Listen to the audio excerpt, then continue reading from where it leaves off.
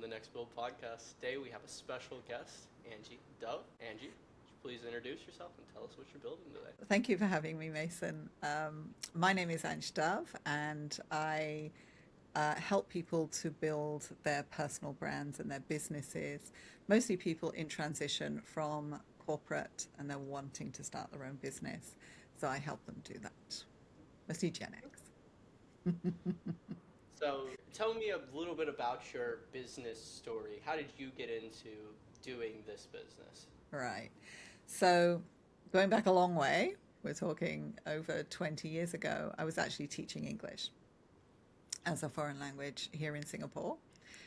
And it was just at the dawn of the internet. People had just started getting their own first home computers, and we had just got ours. And there was the realization that, hey, I could actually work from home, right? And start doing a writing business where I could email people the writing that I've done and make money that way. So that's what I wanted to do. And I just wanted to look after my kids and just work from home and just replace my salary. I had no real intention of starting a business at that point. I just knew I had to register a business to legally take the money. So that was why I did it. I didn't actually intend to.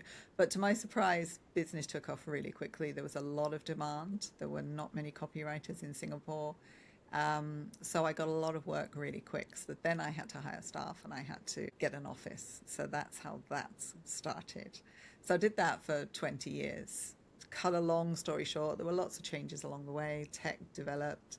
Google came along, changed the game for how content was created.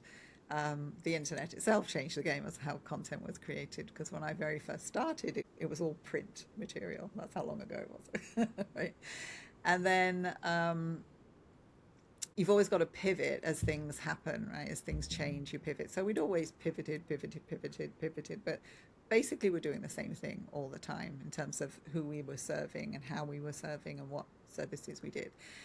And then ChatGPT came along, and that was when everything really turned, because at that point then it was a realization, okay, I can't change my way out of this. I've got to really look at this completely different. I can't do writing the way writing was done in the past. That's not the way it's done anymore.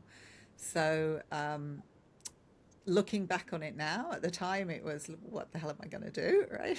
But now, looking back on it, it's actually the best thing that happened, because it allowed me then to really step into what I'd always wanted to do and kind of come full circle in the teaching again. So it's kind of going back to teaching, but instead of teaching English, teaching people how to run their own business and how to build their own brand. So I've really just repackaged the services. I'm still doing copywriting. I'm still teaching people how to do that as well. But I'm doing it around the whole idea of you've got to tell your story in a new way if you're transitioning and you're creating a new brand for yourself. So that's what I do now. Interesting. I know there's a lot of perspective I'm going to get from you later in this podcast on how you're going to do copywriting with AI. But so 20 years copywriting, and now we're kind of more in the like coaching and consulting space. What really made you realize that you wanted to do more than copy? Quite a long time. Okay, there's a story. When I was writing, I found this software called Scrivener that helps writers to organize their writing. And I thought, oh, this sounds wonderful. I'll download it. I'll use it. So, and then I opened it up, and it looked like Photoshop for writers. It was as complicated as Photoshop, with as many tools, everything down the side and along the top, and nothing in the middle. And it's, what do I do with this? I had no idea. So I went onto YouTube. How do I use Scrivener? And I found a few videos, right? But they were all like bits and pieces of the software, bits and pieces of instructions that didn't really help me because they weren't in the right order. It could teach me one thing, but I still didn't know how, I could do Y, but I didn't know how to do X, kind of thing. So there was nothing, and at the time, Scrivener didn't have an internal manual inside the software. There was nothing to help you use it. So when I was looking through YouTube, I came across this course, this guy selling a course called How to Learn Scrivener Fast. And I thought, that's exactly what I want, right? Great title, How to Learn Scrivener Fast. Always keep your copy simple, right? And so I bought it, and it was about, I think from memory, it was $497. Bought it, and it taught me how to learn Scrivener fast, and I was then able to learn Scrivener. But what it also opened up for me was this whole idea of you can sell courses online. And when I saw him do that, and I thought, I can do that too, right? And but it was a big learning journey, because then I had to learn what IT tools I needed to be able to do that. And it was still in early days that you didn't have as many choices as you do now. There's a lot more choices in tools that you can use. So that was one thing. But the major hurdle for me was I would have to get on camera, right? I have to get in front of a camera, record videos. I was terrible at it. Major fear over getting on camera. So I had to work my way through that. But I was determined I was going to make my way through that, because that is what I realized I wanted to do. Was I wanted to help people online, and I could sell courses online, I could create communities online, and I could really just use the internet to help and teach people. So that was always on kind of like on the back burner. While I was doing my copywriting, this was an idea I had, and I was learning things, and I was tinkering with like bits and pieces, but I didn't really treat it as a full business. And as soon as I had a copywriting job, that took precedence, because I knew that that's where the money was coming from. So I had to, work on the copy. So I was never really focused on the teaching side of it, the coaching side of it, although I knew it's what I wanted to do. And it's like anything, right? If it's not really a priority, you don't really do it, right? You don't do it as much as you should, right? So I left it to one side. But then when ChatGPT came along and then made me have to rethink the whole thing, then it was, okay, well, now it's time to take action. So that's what I did. Pretty impressive. I know sometimes people have a hard time finding value in a course if they haven't taken very many, or they don't know how to learn from courses. But I've had great success, and I know a lot of people out there would love to see some of the stuff that you're working on. I think a lot of people should check you out. But AI really has disrupted copywriting faster than anything else. And a lot of people are like struggling to figure out what tools they need to use, or even if copywriting is that important, because AI can just produce it fast. What should people be changing? What tools should people be using nowadays for their copywriting? First of all, their brain, I would say. I think part of it is you still got to do the thinking yourself, right? Because what you put into the tools you use to write is as important as, well, it's important to get the stuff out that you want. So what goes in determines what comes out, right? So I hear a lot of people going, oh, it's AI slop, it's rubbish, doesn't help me, it comes out with the usual blah, blah, blah, copy. It's not anything, mind-blowing. And to me, it's like, well, then what are you putting into it? Right? So I think if you know how to feed it, and that becomes a skill today as well. If you know how to feed it, you'll get better things out of it. But use it as a tool. It is a tool. It's not a substitute for writing. It's a tool that helps you to write better. And you can write amazing things with AI, and obviously a lot faster than you could ever do on your own, for sure. So it's really I look at it as a time-saving tool for myself, really. Yeah, time-saving. I know a lot of people worry that like AI is going to kind of steal their job. What do you think the new way people are going to be doing the messaging are? Is it like everyone is just like a little bit better at doing it, but they're still the outlier? Or is it that we're all still the same, using the same tools, and then there's just people that are a little bit better? Or is everyone kind of on that same level playing field? I think there are people that are a lot better than others. It's kind of like before you had AI and you had to write completely yourself, right? And you imagine like being at school and you had to write essays and things like that. Now, I don't know what you were like at school, and you wrote an essay, whether you gave your first draft in to the teacher or not, I don't know. But generally speaking, you would never usually, your first draft would never be the thing that people see, right? That's something between you and the paper, right? And then you improve upon it, right? And I think it's the same with AI. If you use AI as a tool, whatever comes out first, just consider it a first draft. But then you've got to work on it. How can you make it better? How can you change it? What? And then you've got to be critical with it as well. And what's in it that you don't want to be in it. And you can actually use the tool as well to actually critique its own writing. So once it gives you the writing, you can throw it back at it and say, right, now give me all the points about this that you don't think work very well. And it will actually do that for you as well. So it'll critique its own stuff, right?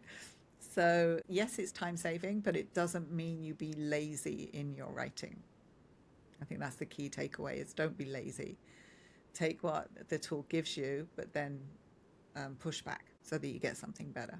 You'll always get something better. Yeah, I think a lot of people have lost that multiple iterative cycle. Like, whenever I was writing papers back in like middle school, high school, and just throughout life, I know I would always Yeah. make the first draft, and then I would come and take a pencil to it, I'd take a pen to it, I'd mark it up 10,000 times, edit it, Yeah. edit it, edit it. With AI now, and even some of the stuff that I've seen from other people, like Zaptime as a separate thing that I'm working on, and I can see what people are working on.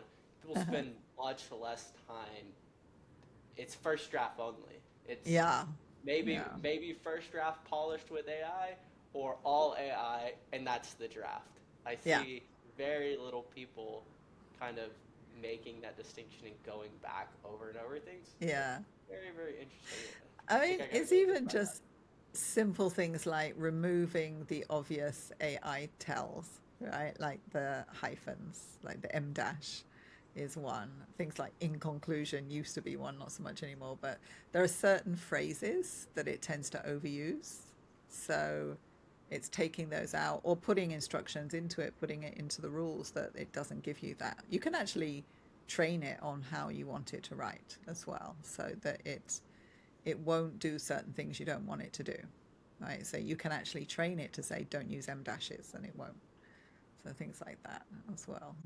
It's been a lot better, but we'll talk about that kind of in the perspective of what you do best. uh, Coaching people on how to do this. How do they kind of do that for themselves? What talk a little mm, bit more about how people could use some of this AI generated content for their personal brand and kind of yeah, talk about how people should build their personal brand in the new AI age. right. So the amazing thing I think about AI is, and this is where I think anything that requires a computer, the jobs are really going to be taken in the future as you go through. Because as an example, I could now run and create a personal brand with AI right through everything. Like you would pay, for example, if you were setting up a business and you wanted a brand agency to create a brand for you, they would charge thousands and thousands of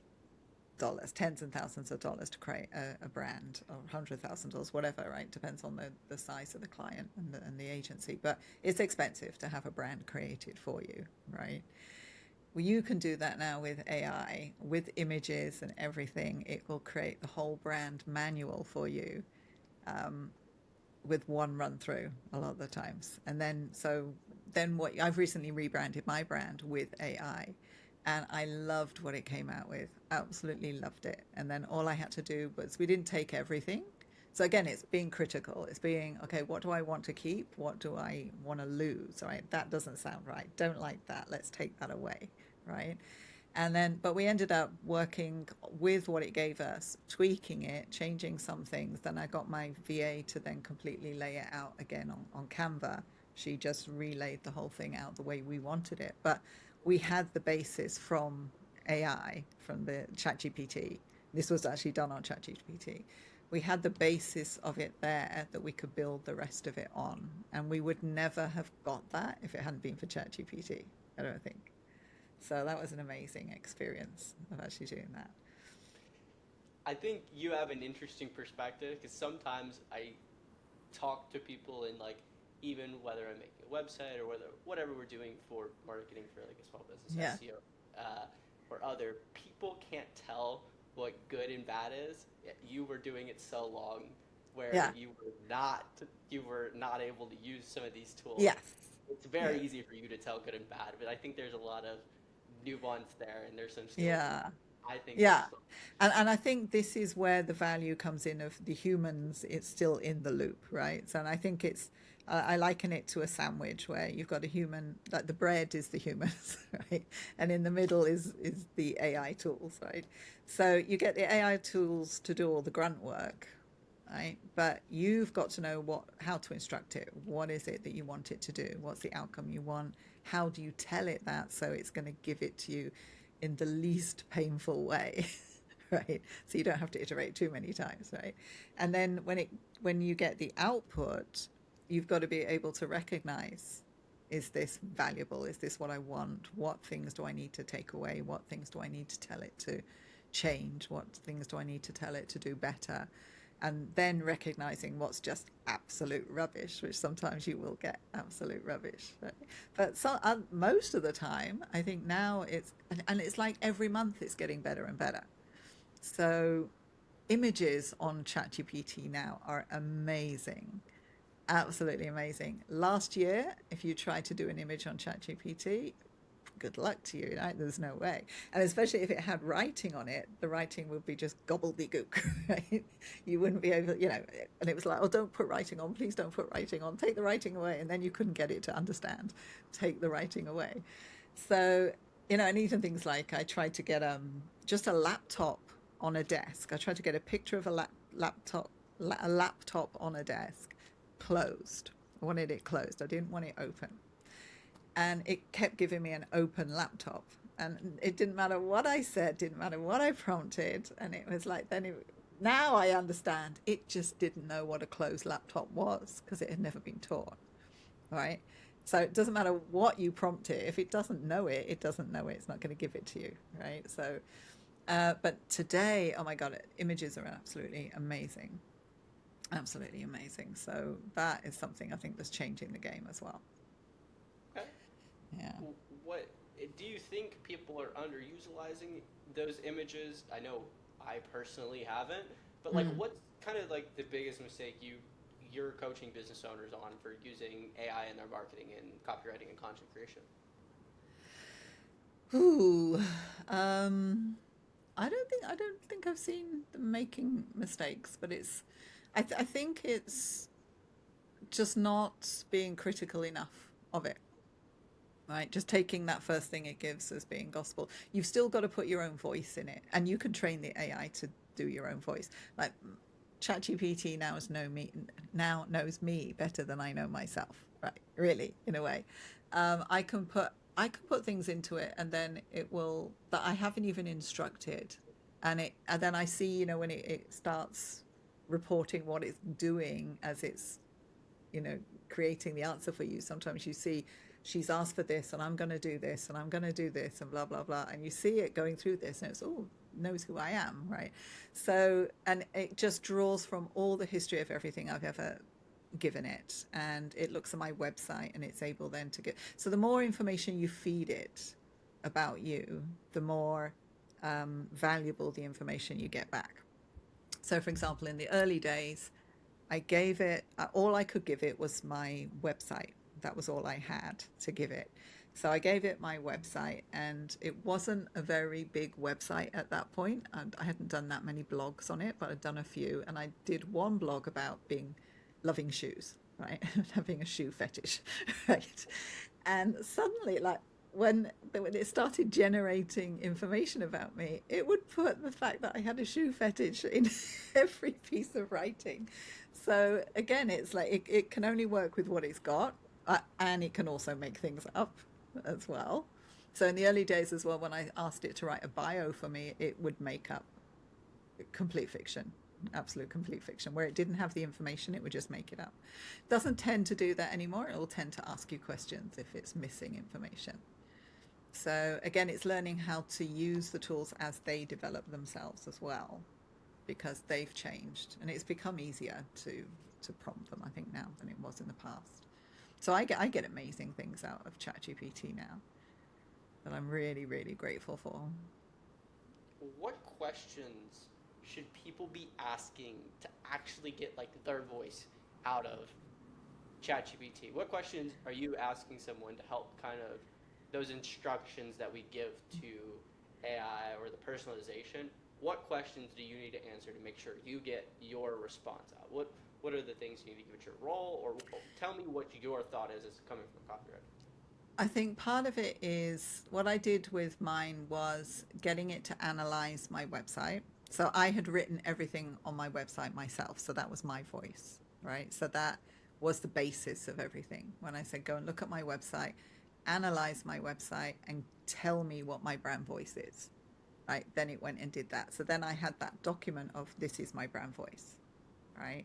And it always now comes out with this straight talking, no fluff. That's how it sees my voice, right? So straight talking, no fluff, bit of humor, right? And that's me kind of thing. And so I've got that document of what my brand voice is. So now that is in an instruction in the tool to say when you're writing like me or you're writing for me, this is the tone you need to adopt, and then it will do it. So you've got to give it that at the beginning, right? So I always advise people to write something and then give it to the tool and say, analyze this and tell me what my brand voice is. And then it will do it for you. Is that step 1, 2, and 3 now, or is that just step 1 for getting it exactly where you want it? Ooh, good question.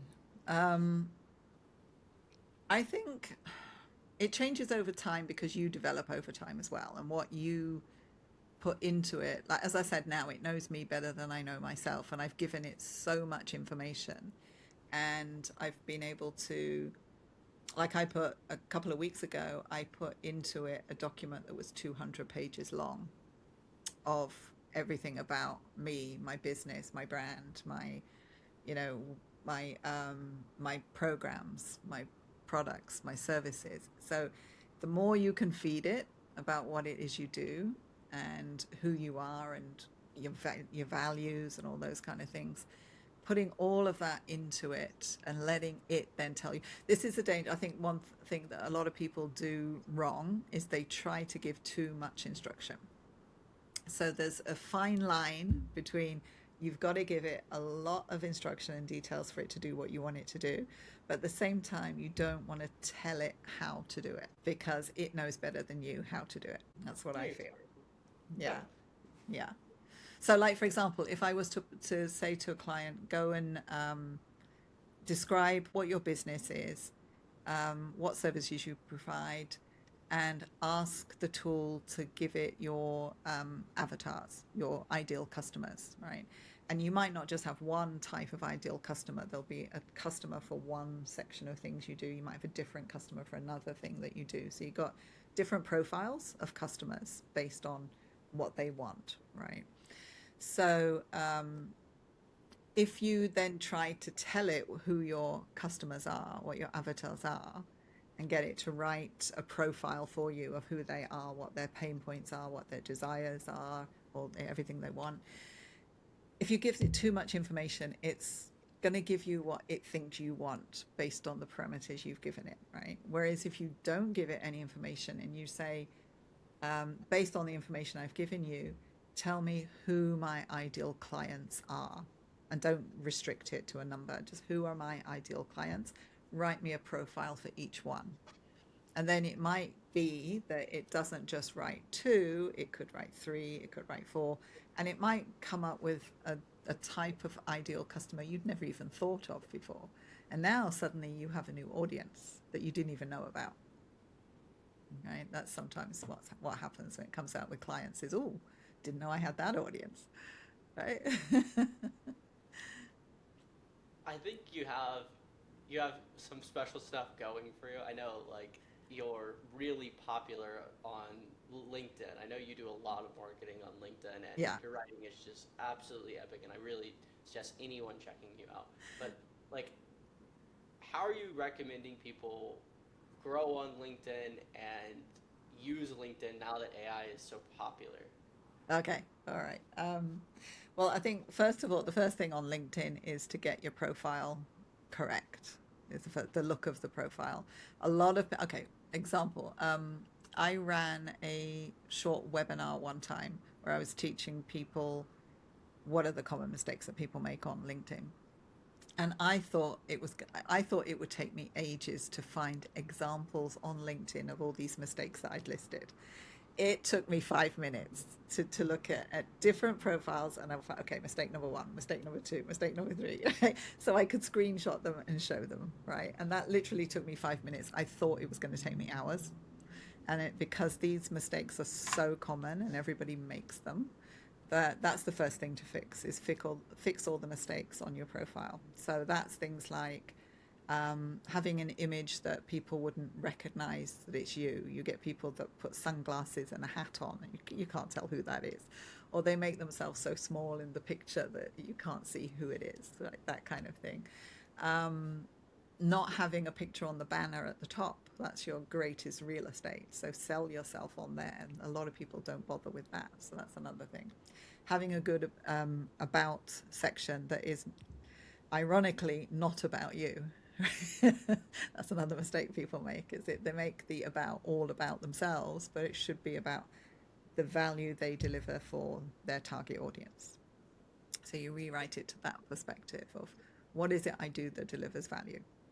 All right, for who? Make it very clear who it is that you help as well. I think that's another thing people miss out on. Make it easy for them to contact you. It's another one. Don't hide your details. A lot of people are very precious about, I don't want to be seen. Are you running a business? Make it easy for people to contact you, right? That's another one. Features section. Have a featured section, because that really helps. Because as you know, obviously feeds go up, and as you put content, they go down. As you put content, it's going to be lost in the crowd, if you like. Whereas your featured section is always there.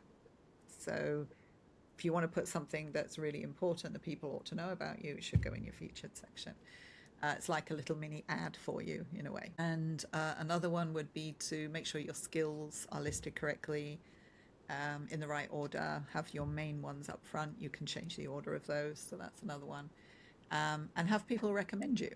Like, get recommendations from people who have worked from you, because this is one of the greatest things about LinkedIn, actually, is 2 things. It's a fantastic search engine. So if someone's looking for you, it's your LinkedIn profile that's going to come up in Google first, right? That's the first thing. And the second thing is, if you've got recommendations on your LinkedIn page, the only way those recommendations came up was because that human being actually wrote that recommendation for you and posted it.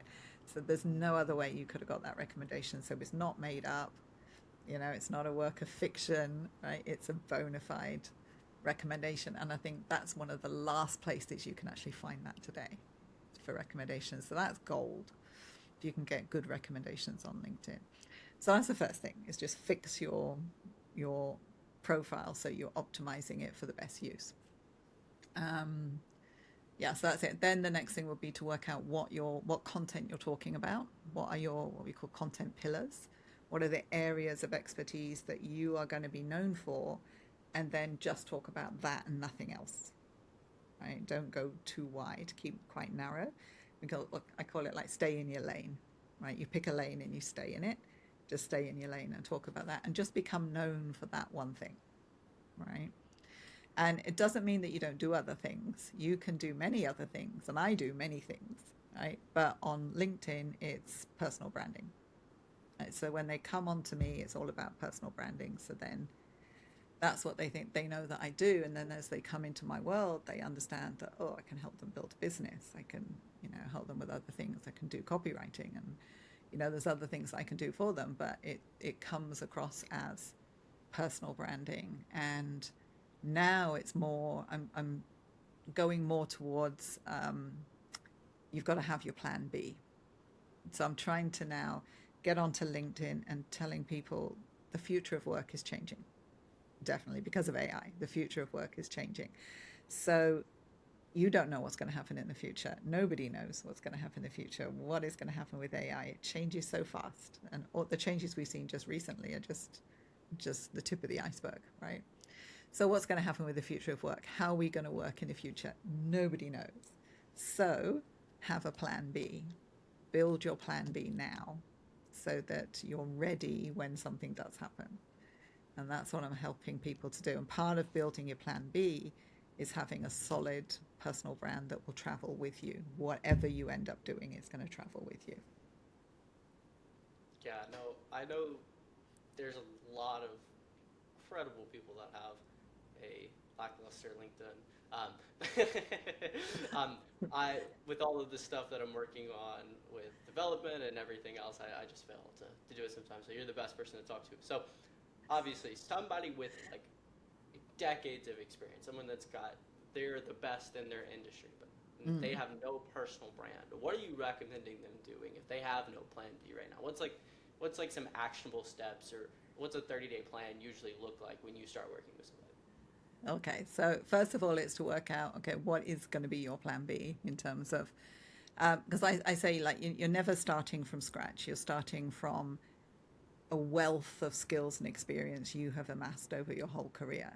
And even if they don't look like they're linked, I was talking to someone today about this, actually, and she was doing work in palliative care for the elderly as part of her past career, and then she was working with children as another thing that she was doing, and it kind of was like those things didn't seem connected, but actually what she wants to do now, they are completely connected.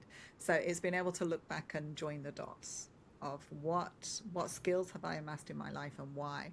And most of the time you've learned something or you've become good at something because you like doing it. You liked it for whatever reason. You may have moved on and did other things, but you amassed a certain skill because you liked it. And that can then come back, as I talked about myself going full circle with teaching. I liked teaching, right? I got burnt out on it. I didn't want to do it for a while, but I still enjoyed it when I was doing it. And it was a skill that I could do. And now I've kind of come full circle. I've joined the dots going backwards, right? And now teaching is something that I could bring to the fore now.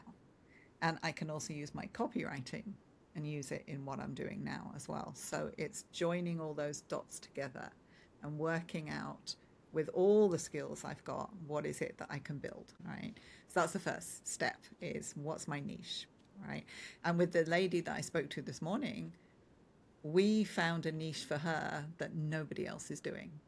Nobody else is doing. And it came out of her past experience and what she could do. So she's working in an area where there's many people in the industry. There's not many people certified in the industry. She's one of the few that is. But there's nobody doing what she's doing in a certain area. So she can dominate that area. So it's just working out where are your interests, where are your skills, where do your skills, your interests, and what people will pay money for collide, right? If you had a Venn diagram, what's that sweet spot in the middle where you want to do something you like, because you don't want to spend your time doing something you don't like, especially if you're leaving a job that you don't like. You don't want to repeat that cycle, right? So, and then after you've worked out what that is, then it's what skills do I have, and then what will people pay me for, right? So we look at that first. So that's the first step, is what is it you're actually going to be building.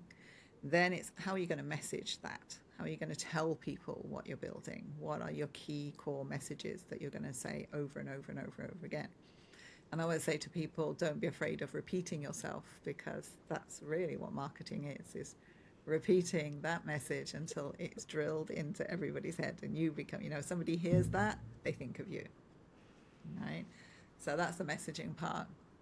Then it's working out how to create that content. What stories are you going to tell? How are you going to tell people what you do, especially if you're in transition? If you're making a transition, people will know you for a long time in a certain way. How do you make it clear what you're doing now?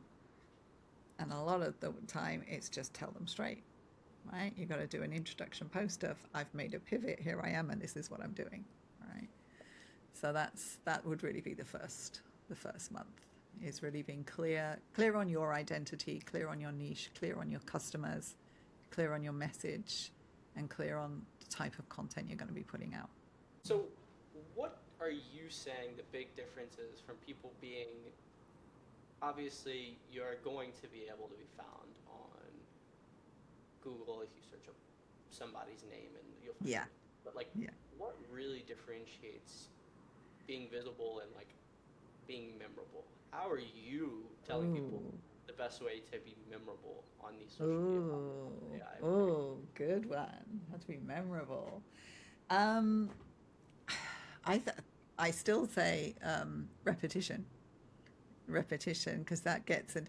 Like, we're living in such a noisy world, right? You see so much online. There's so much content out there, and you can literally see something and not actually see it, if you know what I mean. You physically see it with your eyes. It doesn't go into the brain, doesn't register in the brain at all. So I'll give you an example of that. I one day I got an email from this guy, and I looked at the email title, and I went, "Oh, that's interesting. I want to read that." Haven't got time to read it right now, but I'm going to come back to it. Then later in the day, I remembered that email, and I had some time, so I thought I'm going to go and read that email, but I couldn't remember who it was from, right? So then I did a bit of like searching. Okay, what was his name? What was his name? And I could remember his surname, so I just put his surname into the search in my email, and whole string of emails from him came up one after the other, and I could see that he had been writing to me every single day for months. Every single day. I did not see one of those emails. I saw them with my eyes, because I look at all my emails as they come in and I decide which ones I'm going to open, right? So I saw them, but they didn't register at all. So if you think, like, I have some clients that are really reticent to put content out. They don't want to be seen as being too spammy. So they're like, oh no, just post once a week. That's all I want, just once a week. And it's like, you're not going to affect anything if you post once a week, right? And it's the more, not saying the more you post, but what you post should resonate with people, but only the people that are interested. And the rest of the people you don't have to entertain, right? So you're just those people that need to hear from you is what you'll put your stuff out on. And just repeat yourself, so that you do become memorable. But I am also partial to a good visual brand as well. So if you can come across with a visual that is memorable as well, that people associate with you, then that really helps as well. If people can see it's your post before they even see a picture of you or they see your name, if they know it's your post because it's got that type of look that you always use, then I think that is also, that helps to be memorable as well.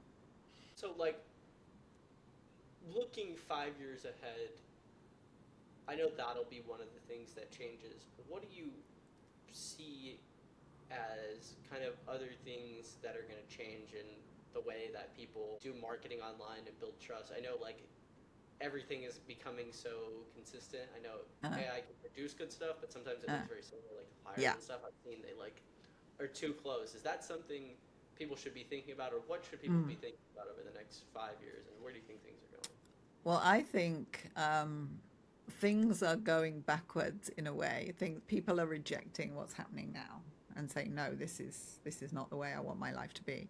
So you've got, for the first time since the internet came out, or since social media came out, I think this year is the first time that you've got a lower number of people on the internet than before. The numbers have actually gone down because people are leaving. They're packing it in and saying, I don't want to do this anymore. So that's something to think about. So I think people are beginning to think this is not healthy for my lifestyle. I saw another guy a couple of days ago on video saying, I'm 30 years old. Nobody I know, none of my friends, none of anybody I know of my age has children. Not one of us has children. We're 30 years old. And he said, and the next generation are even worse. They don't even have partners, right? They can't even find partners. So the whole social dilemma, right, is just that. The social media has made us, yes, more social in some aspects, but it's created this huge divide in other aspects. I think a lot of people might be leaving social media or taking more control of how it controls their lives, I think. So that's one thing. AI, 5 years, who knows what's going to happen with that? Who knows? But I think whatever we do with it, however we use it, I think the people that will win are the people that keep the human aspect. And if you can be authentic and human in yourself, you're going to stand out more than all the obvious AI. I mean, I think you've seen yourself, right? I've seen it on LinkedIn so many times recently where people are putting like flyer designs of their events that are coming up and they're advertising their events. And they all have the same basic look and feel, the same design. You can see the same icons, the same structure of the way it's structured, and it's all AI generated. So we're getting so used to seeing that now that I think then if you design something for yourself and made it pop, that's going to stand out as well. I've got like one of the last kind of questions I have. You're recommending everybody produce a personal brand. Do you agree that everyone needs to be kind of like out loud, or how do you still live a muted life? Do you agree that everyone with their personal brand obviously posts all the time? But how do you balance that? Do you agree everyone needs to be in your face, or how do you? Yeah. No, I don't think you need to be in anybody's face at all. But at the same time, there's several things to this. If you have a mission, a vision, and you want something to happen and you want something to change, you've got to make sure your voice is heard. And I'll give you a huge example of this. There were in the 1950s, I think it was, there were two scientists that were talking about diet and food and disease. And there was an American, I can't remember the names now, but there was an American scientist and a British scientist. The American scientist said people were getting heart disease and they were getting fat because they were eating too much fat. The British guy said, no, it's not fat, it's sugar, right? Everybody listened to the American guy because he was louder, he was more confident, he spoke better, right? And he got heard. The British guy didn't get heard, and he got vilified at the time of his answer, his thoughts being ridiculous. And it was only after he died that his science was proven to be correct. So if you have a message to put out, you have a responsibility to actually stand up and tell your message and be heard. So that's one reason you would need a personal brand, if you have that kind of message that needs to be heard. But the second thing is, even if you think you don't have a personal brand, you do, because everybody has a personal brand. It's who they are. It's just who they are. It's that simple. But at the same time, if you don't take control of your own narrative and make it intentional and make sure people are understanding you for who you are and not who they think you are, then you're not doing yourself a service, right? Then your point about being loud, you don't have to be loud. You don't have to be rah-rah and like Tony Robbins or something like that, where you're shouting out. You can be a really quiet, gentle person. And something my coach said to me one time, that there's an audience for everyone. Right? And also it's a good job there is an audience for everyone, because if you're trying to get the whole world as your audience, you wouldn't be able to serve them. There's too many people, right?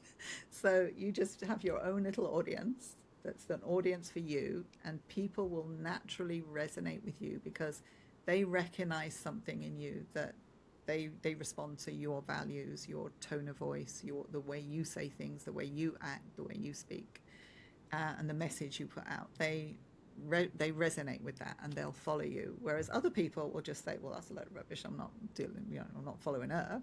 Right. So, and that's okay. You don't have to be liked by everybody, but you don't have to be who you're not. If you're not I'm not a loud person. So if I went out trying to be loud, that's not going to work. Right. Because that's not who I am. And people will see that. If you're trying to be something you're not, they'll see that you're not. So just be yourself. But be intentional. I think a lot of people need to check you out on LinkedIn. Where can people connect with you and see more of your work? Okay. So you can go to my website, which is my name, angedove.com. And so you can contact me through there. You can book a meeting with me if you want to. And there's also a personal brand quiz that I have on there. You could take that and just find out where are the gaps in working out your personal brand, so you understand better what you have to do to improve it. And then if you want help with that, then book a call with me as well. Okay. What's the best thing the next build community can do after listening to this podcast? Well, check out my website. Follow my YouTube channel. I think would be the most helpful thing for me is youtube.com / then my name, Ange Dove. Then just check out my YouTube and consume some content on there and subscribe. Thank you. You're welcome.